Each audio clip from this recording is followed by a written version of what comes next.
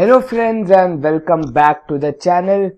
ये है आपका अरिथमेटिक प्रोग्रेशन ट्यूटोरियल नंबर 6 और इस ट्यूटोरियल के अंदर हम लोग क्या करने वाले हैं, ये ट्यूटोरियल है आपका सिलेक्शन ऑफ टर्म्स के ऊपर। ठीक है, तो अभी आपने 2S के बारे में पढ़ा था, one is sum, one is selection, जो प्रीवियस लेक्चर था सिलेक्शन ऑफ टर्म पर। ये है ट्यूटोरियल आपका, तो बढ़ते हैं बिना किसी, बिल्कुल ठीक बात है। ठीक है, तो पहला क्वेश्चन ये रहा आपकी स्क्रीन पर और वो है the sum of 3 numbers in AP is -3 and their product is 8, find the numbers. तो ये आपका पहला बेसिक क्वेश्चन, और हमने कहा था कि जब हम सिलेक्शन ऑफ 3 नंबर्स करते हैं तो उसके अंदर हम लोग 3 नंबर क्या लेते हैं, one is a minus d, a and a plus D, क्योंकि हमारा बीच वाला क्या होना चाहिए, a एंड डिफरेंस होना चाहिए d का। ठीक है, क्योंकि यहाँ पर ऑड नंबर्स ऑफ सिलेक्शन है, तो ऑड नंबर्स ऑफ सिलेक्शन में 1 इंटू डी लेते हैं हम कॉमन डिफरेंस को।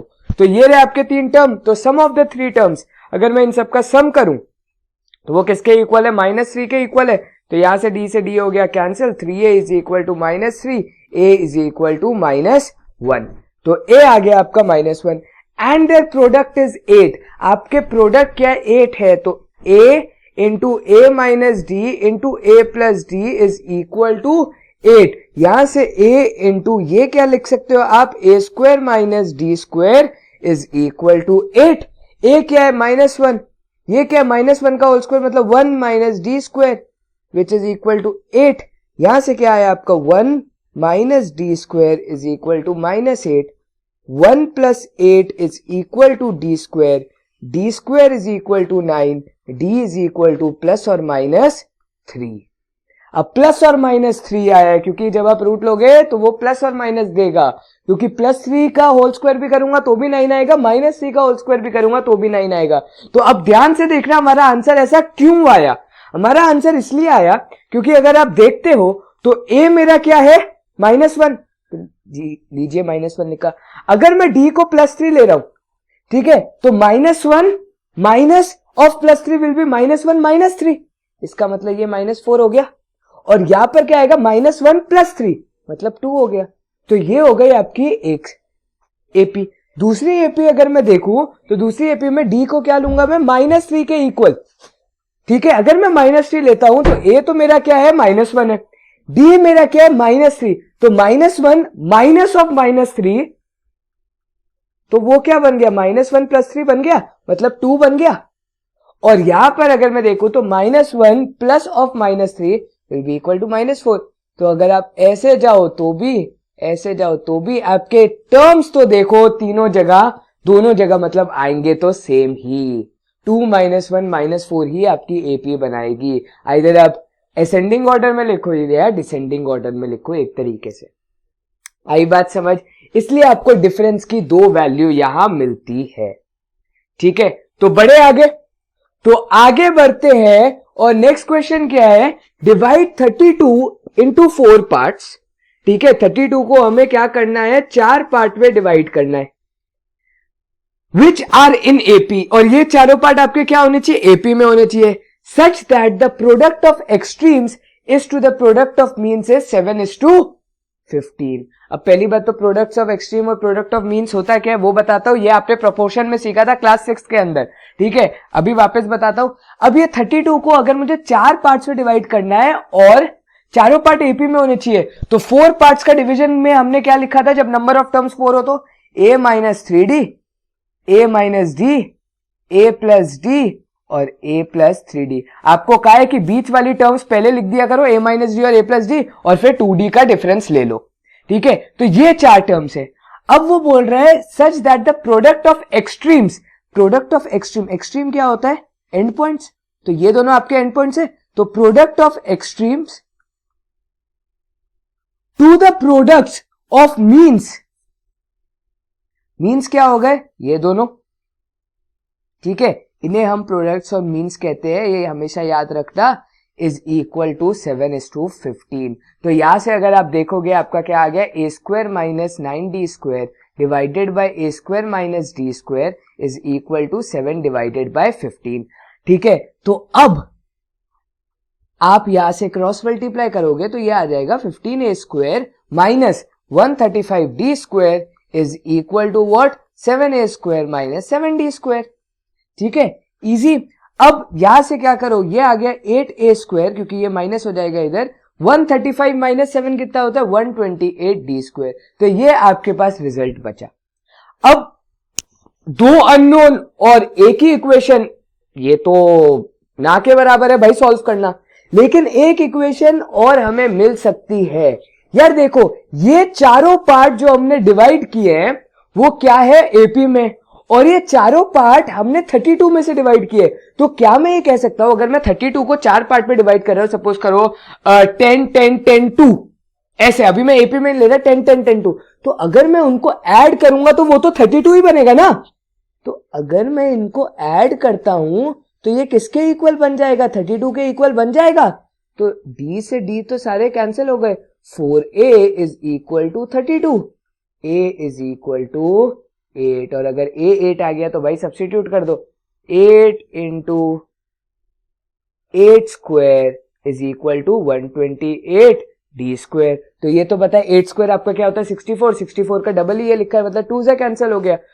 तो ये 2 से आपका 8 कैंसिल हो गया, 4 से, so 4 is equal to d square, d is equal to plus और माइनस 2। अब आप अपने सारे आंसर्स निकाल सकते हो, क्योंकि a आपका क्या है 8 है।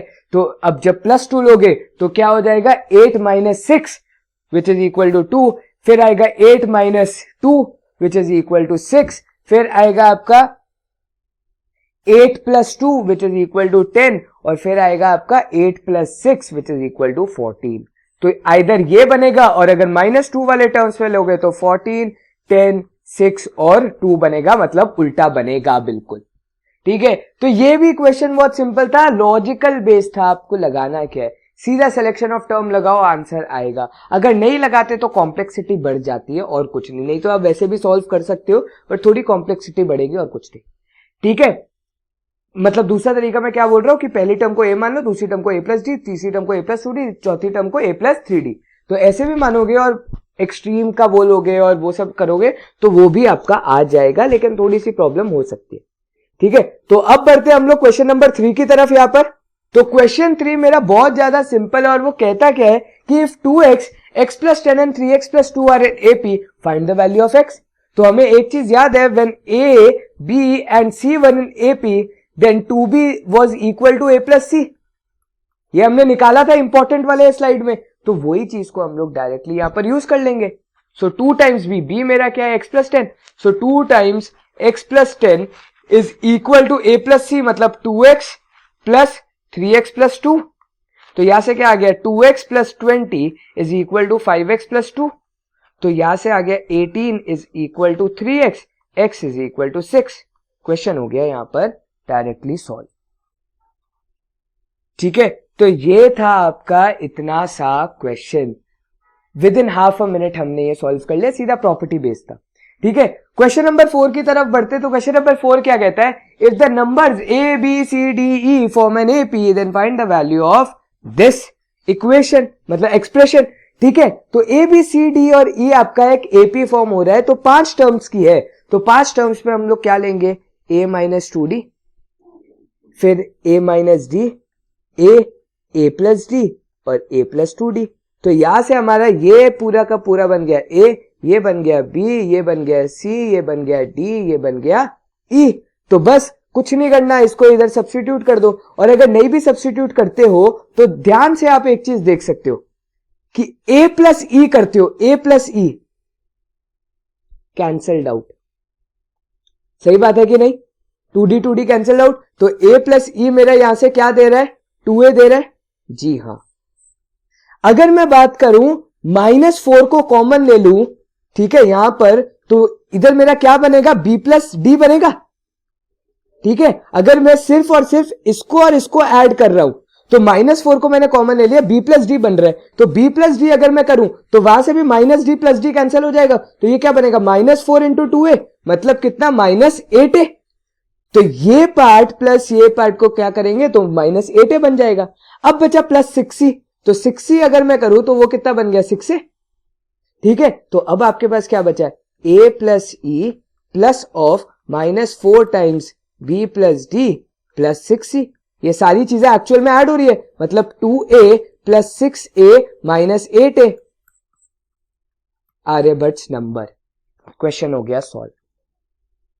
आई बात समझ में? कितना सिंपल था ये चीज, ठीक है, ये इतना ही सिंपल था, बहुत ज्यादा सिंपल था ये, समझ में आई बात? तो ये आपका डायरेक्ट क्वेश्चन था और ये अच्छे लेवल का क्वेश्चन है, आपको सिर्फ देखना आना चाहिए और आपने डायरेक्टली सॉल्व कर लिया। कुछ लोग तो ये मन में ही सॉल्व कर चुके होंगे कि 0 है इसका आंसर, ठीक है। तो आगे बढ़ते हैं कि अच्छे क्वेश्चंस और करें हम लोग इस टॉपिक पर।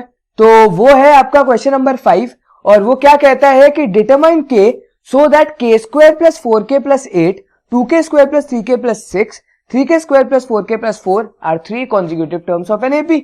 और अगर 3 कॉन्जिक्यूटिव टर्म्स है तो हम डायरेक्टली वो वाला फॉर्मूला लगाएंगे कि 2b is equal to a plus C. तो b क्या है आपका ये, तो 2b कर दो तो 2 times 2k square plus 3k plus 6 is equal to what, k square plus 4k plus 8 जो कि आपका 8a है, plus 3k square plus 4k plus 4, ठीक है। अब ये करते हैं तो ये क्या आ गया आपका 4k square plus 6k plus 12 is equal to what, 4k square plus 8k plus 12। तो यहां से 12 से 12 कैंसिल हो गया, 4k स्क्वायर से 4k स्क्वायर कैंसिल हो गया, आपका क्या आ रहा है 6k is equal to 8k। इसका मतलब क्या कि आपका आ रहा है 2k इज इक्वल टू 0, इसका मतलब k इज इक्वल टू 0। आई बात समझ में? ठीक है, k आपका क्या आ गया, यहां से 0 आ गया। तो अगर आप 0 डालते हो तो 8 6 4, देख लो क्या ये एक एपी फॉर्म हो रहा है? जी हाँ, ये एक एपी फॉर्म हो रहा है, क्योंकि जब आप k इज इक्वल टू 0 डालोगे तो देख लो आपका एपी फॉर्म हो गया, ठीक है। तो ये भी था डायरेक्ट क्वेश्चन। हम क्वेश्चन नंबर 5 पर आ गए और इस लेक्चर के अंदर हमने इतना टाइम दिया भी नहीं है अभी तक, ठीक है, क्योंकि ये सिलेक्शन ऑफ टर्म सबसे इजीएस्ट पार्ट है चैप्टर का, क्योंकि डायरेक्ट बेस्ड क्वेश्चन है, फॉर्मूला बेस्ड, ठीक है। तो आगे बढ़ते क्वेश्चन नंबर 6 की तरफ। अब क्वेश्चन नंबर 6 का मैं कह सकता हूं कि ये एक और भी ज्यादा सिंपल क्वेश्चन है, ठीक है, लेकिन आपको सिर्फ प्रॉपर्टी याद रखनी है a प्लस बी के होल क्यूब की, वही लगाएंगे। तो the sum of 3 terms in AP is 12, तो सम ऑफ 3 टर्म्स मतलब a minus D plus a plus d is equal to 12, क्योंकि 3 टर्म बोली है उसने, ठीक है। तो यहां से cancelled, 3a is equal to 12, a is equal to 4। अगली बार से क्या करना, सीधा लिखना 3a is equal to 12, a is equal to 4, जब आप प्रैक्टिस कर रहे हो तो स्कूल में आए तो स्टेप्स, ठीक है। And the sum of their cubes is 288, मतलब a माइनस डी का होल क्यूब प्लस a का cube plus a plus d का क्यूब, ये सारे क्या हैं, इसका सम आ रहा है 288 के इक्वल। तो अब हम लोग लगाते हैं यहां पर प्रॉपर्टी, ठीक है। अब बहुत अलग अलग लोग इस क्वेश्चन को अलग अलग तरीके से सॉल्व करते हैं, कुछ लोग इसको एक्सपैंड कर देंगे, कुछ लोग इन दोनों में a cube plus b cube की प्रॉपर्टी लगा देंगे, ठीक है, वो भी आप लगा सकते हो, जैसे आपको सॉल्व करना है आप कर सकते हो। मैं यहां पर क्या करता हूं, बेसिक एक्सपेंशन करता हूं।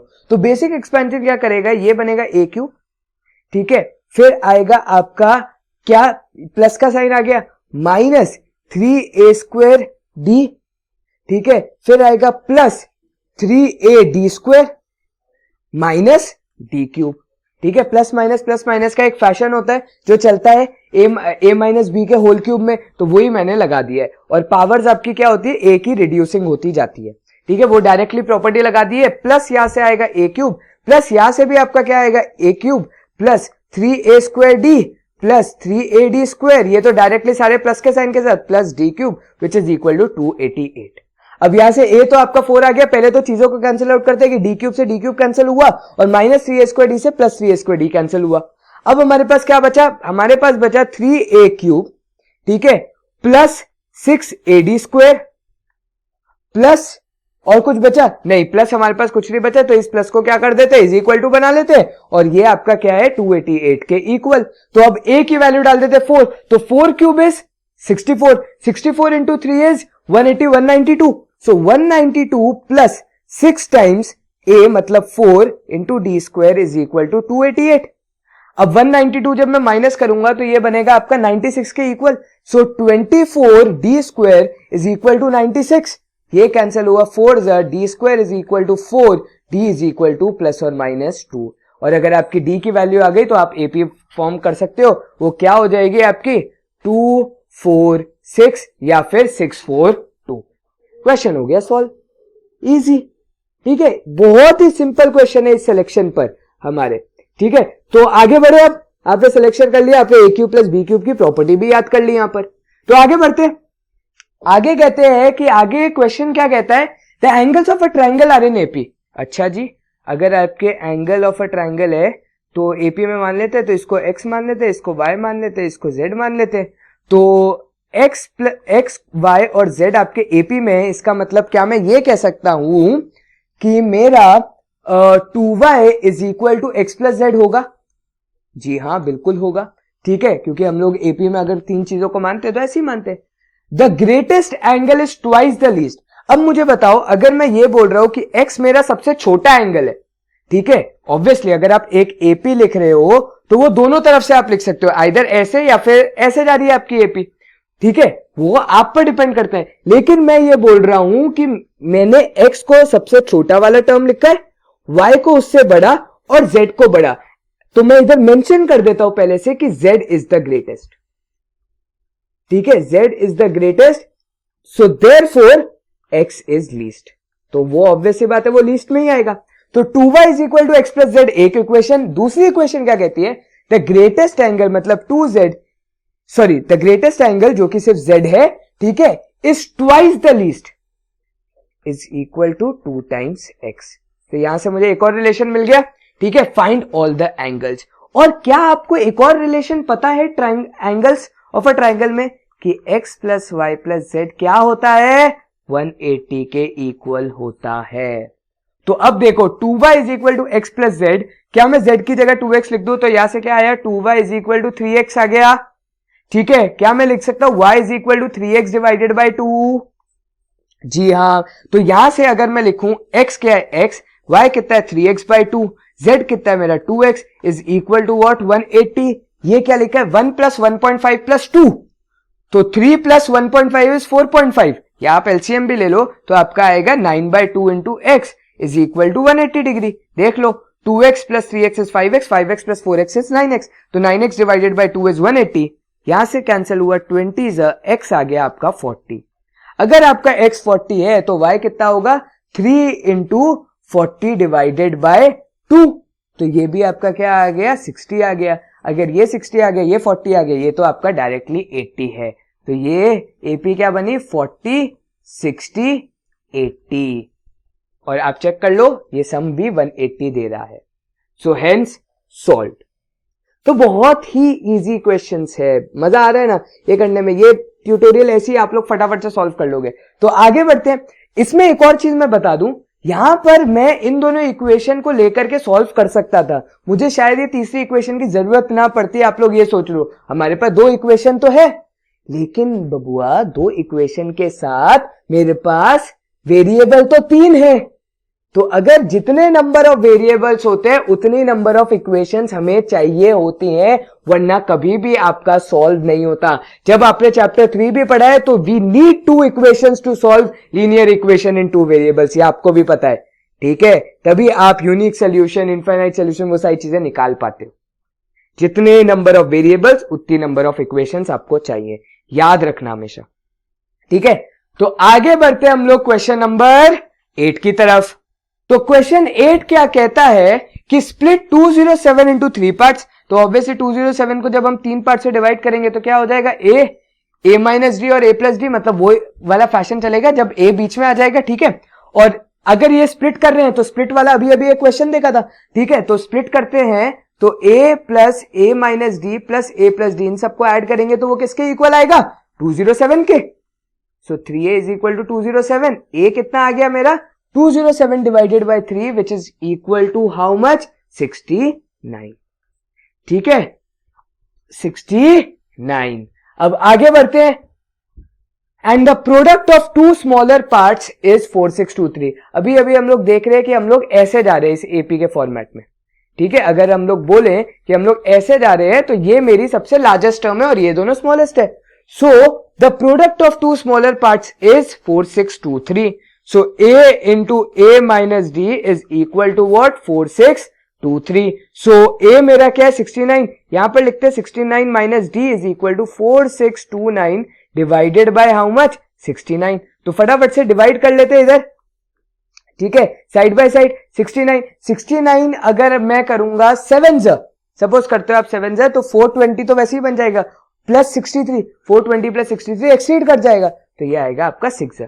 सो 6 9 54, 5 कैरी, 6 6 30, 35, 6 is 36, 41, ठीक है, 414 आ गया। माइनस करोगे तो ये क्या आ जाएगा आपका 48 यहां से। अब 489 आया और 489 तो डायरेक्टली 7 से डिविजिबल है, सिंपल सी बात, ठीक है। 69 इंटू 7 करोगे तो 489 ही आंसर आएगा। तो यहां से आ गया 69 minus d is equal to 67। So 69 minus 67 is equal to d, d is equal to 2।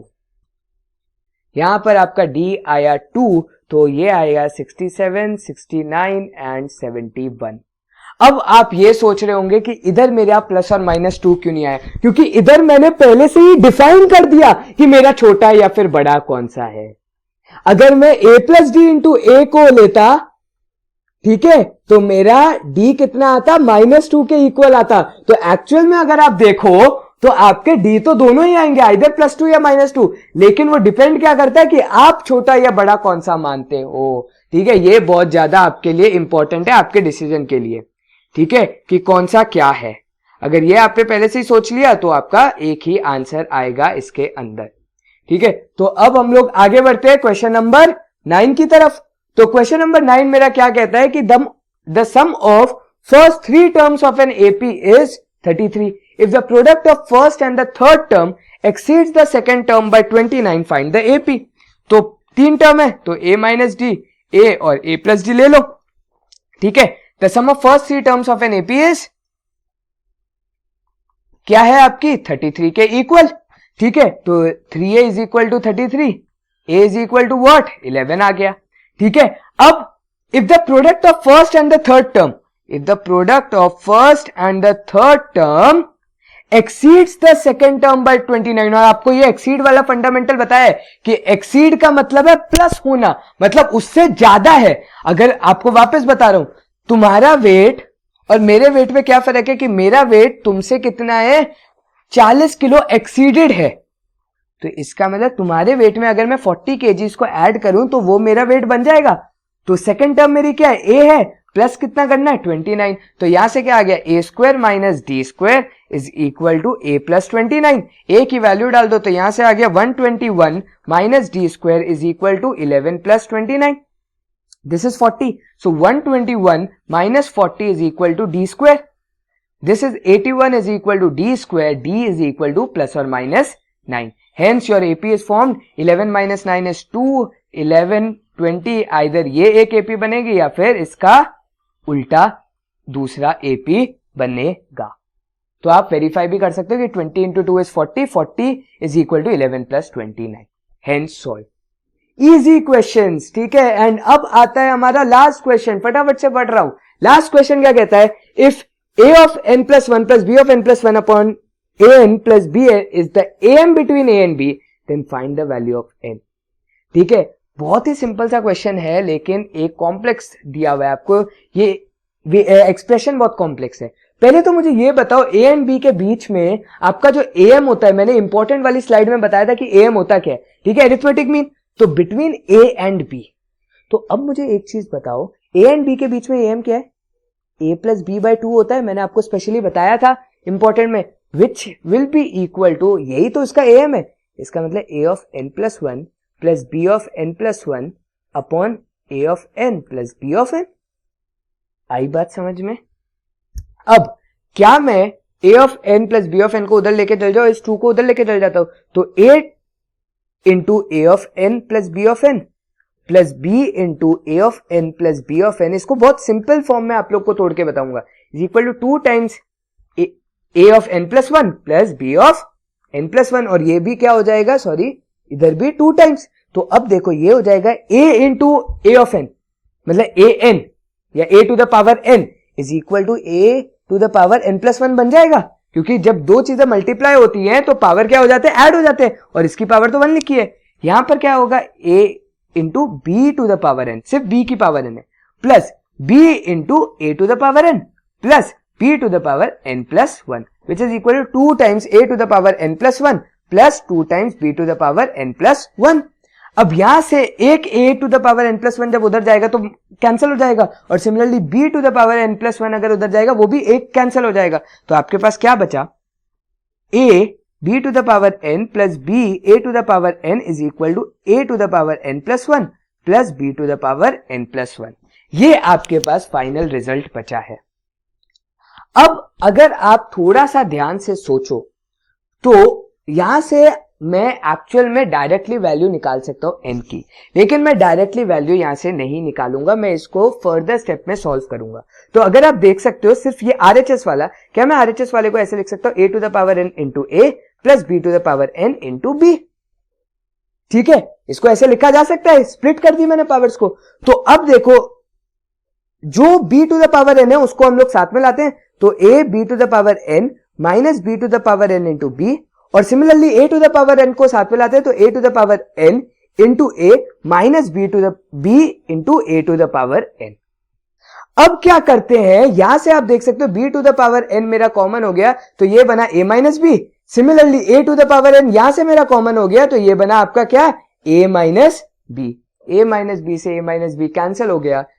अब बताओ ये बना b to the power n is equal to a to the power n, तो यहां से जब आप सॉल्व करोगे क्या मैं इसको ऐसे लिख सकता हूं, b by a to the power n is equal to 1 and anything to the power n is equal to 1, तो आपका n क्या होगा, ऑब्वियसली 0 होगा, क्योंकि anything to the power 0 is 1।